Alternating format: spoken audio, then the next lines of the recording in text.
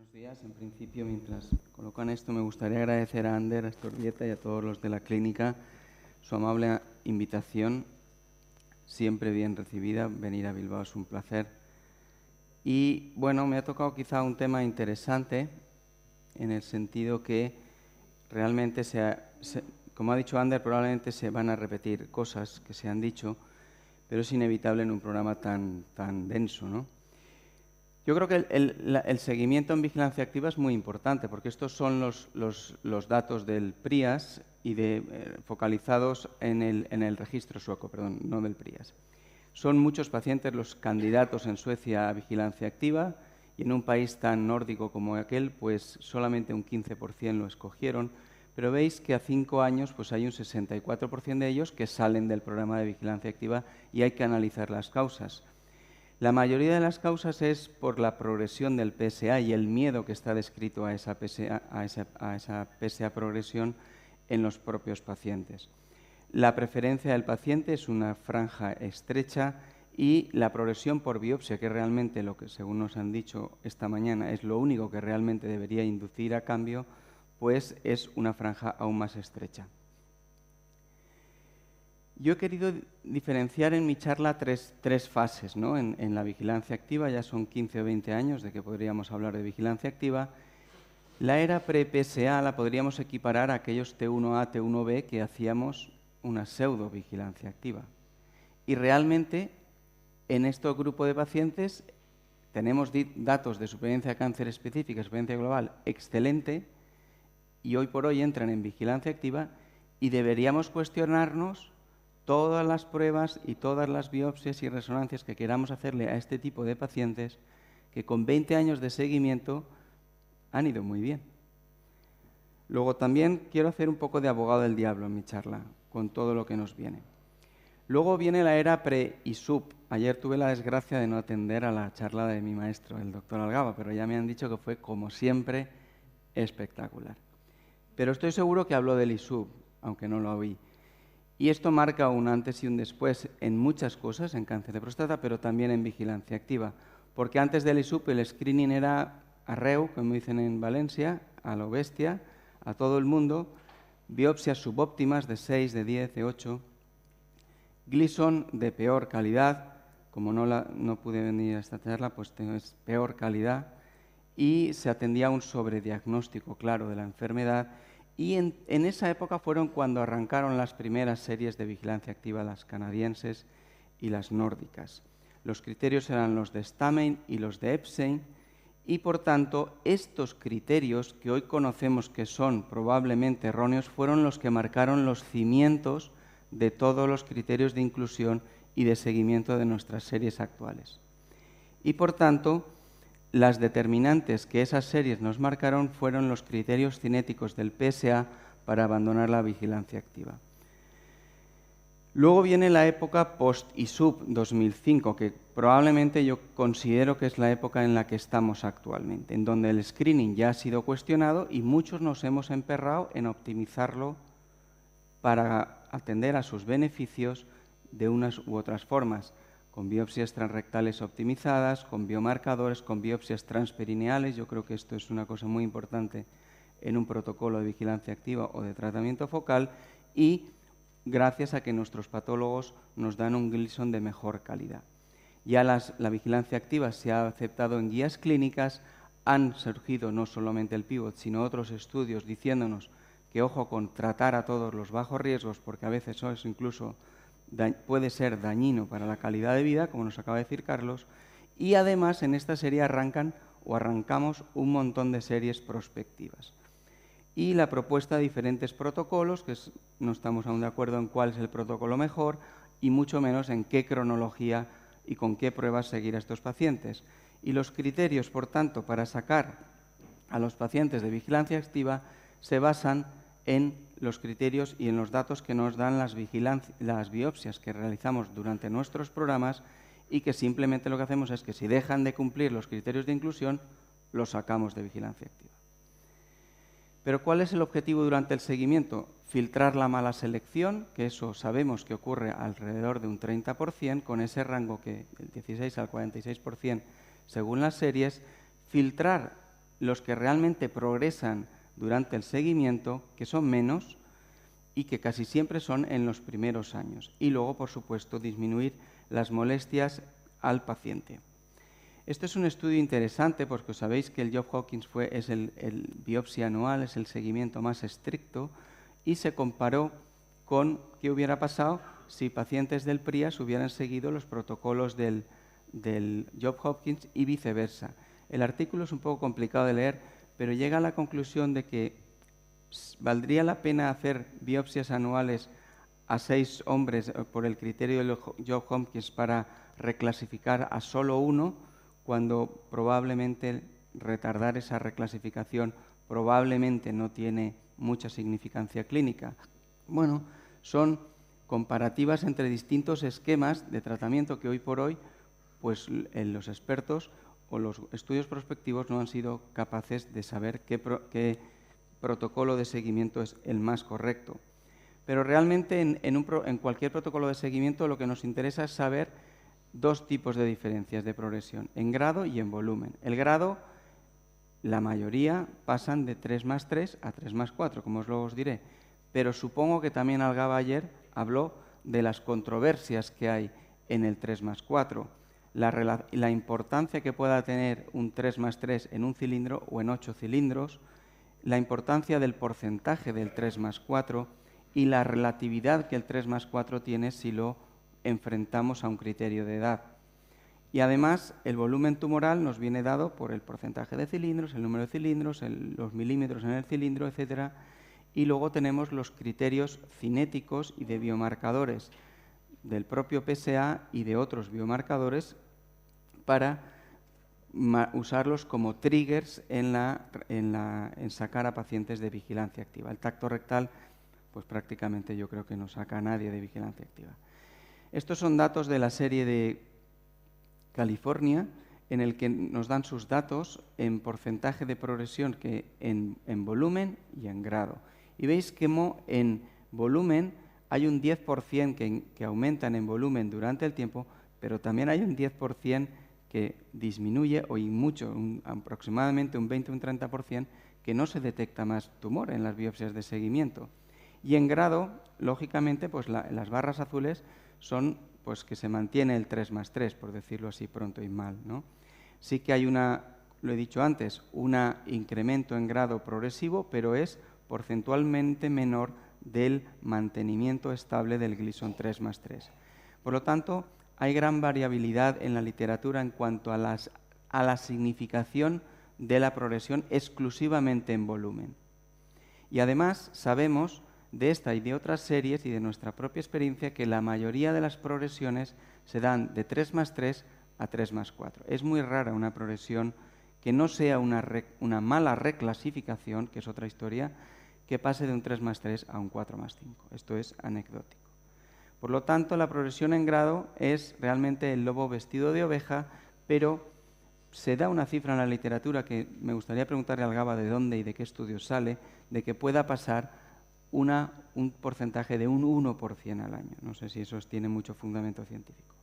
Del PRIAS sí que nos está muy bien estudiado el comportamiento o el valor del doubling time del PSA en una serie de vigilancia activa, puesto que sabéis, como luego voy a mostrar, que un doubling time por debajo de 3 años era criterio inicial de sacar a pacientes de vigilancia activa, pero aquí hubo muchos pacientes que no quisieron seguir en vigilancia activa aunque tenían un doubling time corto. Y además, el 46% de las prostatectomías radicales que se hicieron inducidas por ese criterio, pues eran tumores probablemente en pieza insignificantes. Y eso indujo a que el propio PRIAS, que es un estudio muy serio, cambiara sus criterios de progresión y actualmente excluye la posibilidad de sacar a pacientes directamente por un doubling time menor de 3 años y sí inducirles una biopsia.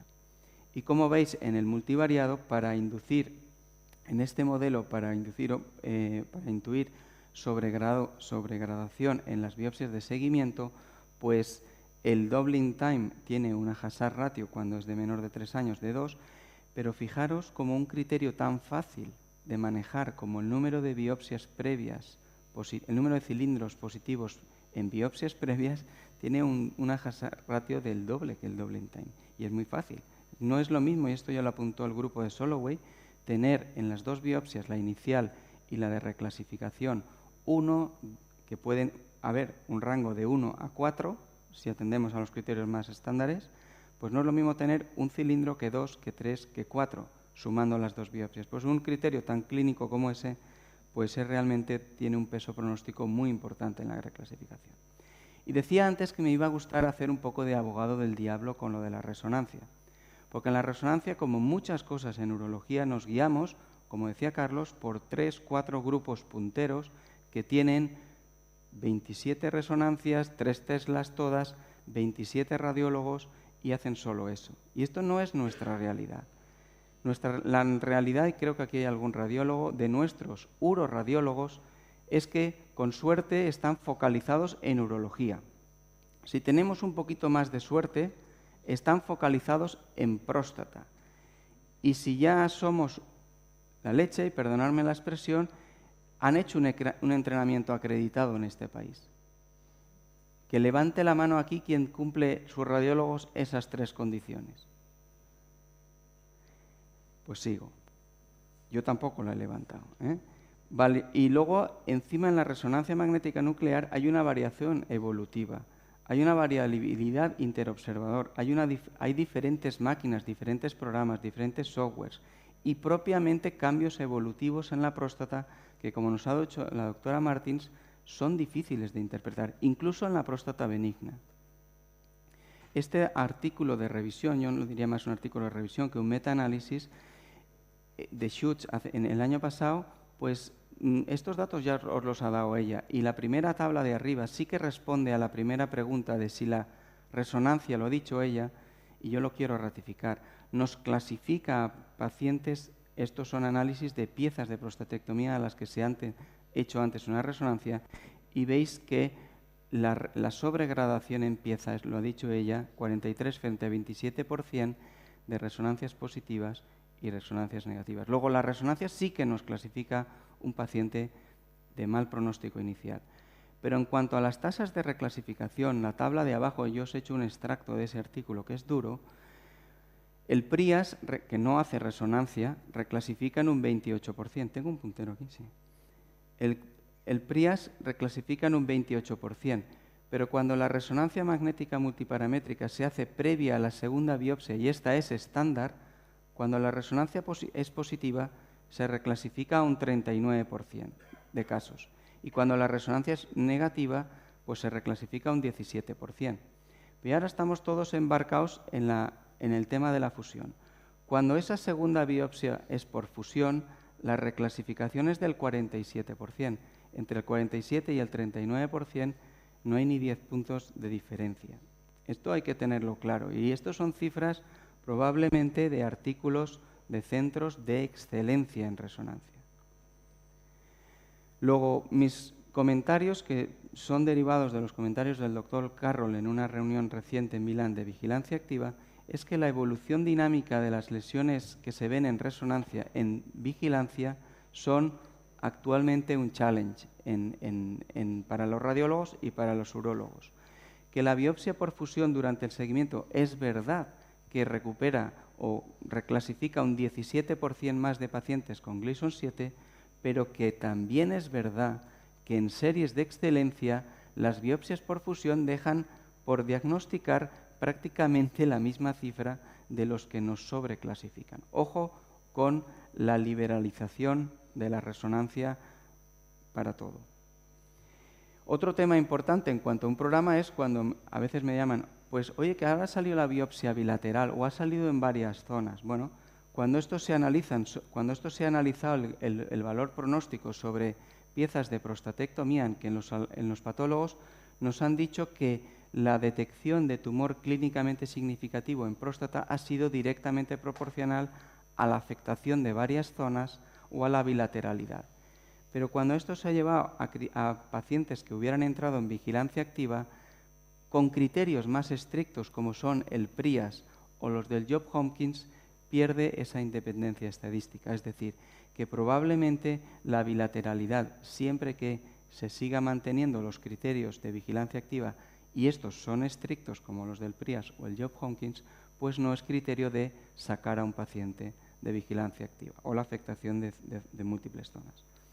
Y el 3+4, esto también son datos de revisión de patologías, o sea, de series de prostatectomía que han ido con un 3+4 a prostatectomía. Y vemos que 1 de cada 5 pacientes que cumplían criterios PRIAS, solamente el 20% de ellos tenían un criterio de cáncer de próstata desfavorable en pieza, con lo cual potencialmente hubieran sido también candidatos a vigilancia activa. Y cuando esto se tamiza con la asociación a uno o a más de uno de otros criterios de reclasificación tumoral en pieza de prostatectomía, pues las cifras son lógicamente crecientes cuanto peor PSA densidad, cuanto menor volumen de la próstata, etcétera, pues son criterios que sacarían a más pacientes de vigilancia activa. Otro tema tañido es la edad. Sabemos de sobra de los estudios de autopsias que a más edad tenemos peores piezas y esto tendremos que sopesar la edad biológica del paciente, la ganancia de calidad de vida y la sapiencia que sabemos que en piezas de prostatectomía, cuanto más mayores son, pues más probabilidades de enfermedad extraprostática tenemos. También en esa charla de Milán fue Steyerberg, que es uno de los gurús de los modelos predictivos, y bueno, por resumen de esta diapositiva es que no hay ningún modelo predictivo que sume algo positivo en vigilancia activa. Pero pese a eso, ya tenemos colgada en la web una calculadora de riesgo que deriva del grupo del PCPT y a la cual estamos muy acostumbrados en otro tipo de escenarios, de cuándo hacer una biopsia o no, y veis como metiendo este grupo, es un grupo serio, es el Canary Group, de 8 hospitales americanos, de excelencia, etcétera, pues llegan a un multivariado y a un modelo que mete variables tan fáciles como edad, meses desde la última biopsia, PSA, porcentaje de cilindros positivos en la última biopsia y número de biopsias previas negativas. Y con esos dan un cálculo al paciente muy gráfico de qué porcentaje tiene de posibilidades de progresar en las biopsias de seguimiento. Dentro del grupo de la Asociación Española de Urología, que como sabéis empezamos hace 1 año y medio y que lidero junto con Ángel Borque y que, bueno, en 1 año y medio hemos conseguido en este país recoger 1.087 pacientes en vigilancia activa y quiero lanzar una lanza a favor de esos investigadores asociados porque creo que esto cambiaría la gráfica que os han enseñado Alfredo y Carlos, que era de 2011, cambiaría claramente en 2016. Hoy por hoy se está ofreciendo vigilancia activa en este país a mucha más gente. Bueno, pues uno de los subproyectos de esta base de datos es validar precisamente de forma externa la calculadora del PAS, a que os he mostrado antes. ¿Y qué nos viene en un futuro? Pues bueno, tendremos las series retrospectivas, no solamente la de Klotz, sino otras ya publicadas. Tendremos las series prospectivas a medio plazo y los pacientes nos exigirán, porque leerán en Internet otras cosas para sacarlos o no meterlos en vigilancia activa. Nos cuestionaremos si tenemos que hacer un mismo seguimiento para un 3+3 que para un 3+4 y, por supuesto, tendremos más datos de los estudios prospectivos ongoing ahora con la resonancia en seguimiento. Y también tendremos datos de los marcadores tisulares génicos que, como sabéis, hay una pléyade de ellos, yo creo que mal testados de inicio en vigilancia activa, porque no se están haciendo de forma prospectiva, sino se están haciendo con una presión comercial brutal y con muy poca validación externa. Pero datos tenéis los que queréis con los 3. Por lo tanto, en vigilancia activa yo creo que ya tenemos un grupo que es diferente, que aún sería de muy buen pronóstico dentro de los de vigilancia activa, que es el de baja carga tumoral 3+3 con una resonancia magnética inicial negativa. Y esta diapositiva es fusilada al doctor Klotz en la reunión de Milán, en la que él explicó claramente que en la parte negra de la diapositiva pues tenemos esos pacientes que metemos con toda certeza en vigilancia activa.